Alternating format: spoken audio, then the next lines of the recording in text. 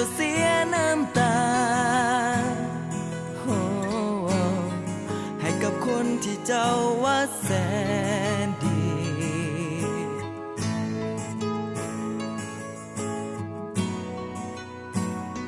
เมื่อยหรือบ่ถ้าเมื่อยคิดทั้งคนนี้อดีตเมื่อหลายปีจะมาเซ็ดน้ำตาแทนทั้งอดีตสองเฮาจะผ่านไปนานแล้วแต่บอกเคยจะคิดมีฮักไหมในวันที่มีเขาแล้วมาลืมคนนี้ไปบอกให้เสียใจ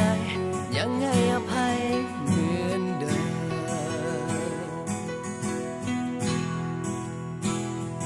เปิดใจฮับผู้ชายคนนี้ได้ทุกนาทีที่ต้องการจะมาอยู่เคียงข้างจะคอยเอาใจเหมือนก่อนนั้นความเจ็บปวดที่เคยให้มาถ้าคิดว่าเป็นเพียงความฝันบ่โทษเจ้าดอกจอมควันโทษชายคนนั้นที่มาวุ่นวายเมื่อยหรือบ่ในวันที่หัวใจอ่อนล้าในวันจะเสียน้ำตาให้กับคนที่เจ้าว่าแสนดี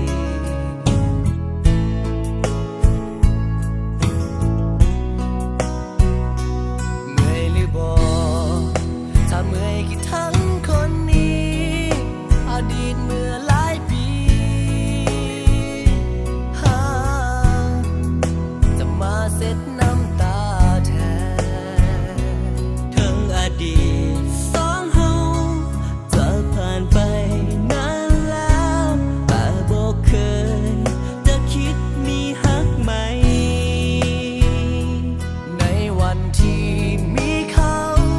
แล้วมาลืมคนนี้ไปบอกให้เสียใจยังให้อภัยเหมือนเดิมเปิดใจฮับผู้ชายคนนี้ได้ทุกนาทีที่ต้องการจะมาอยู่เคียงข้างจะคอยเอาใจ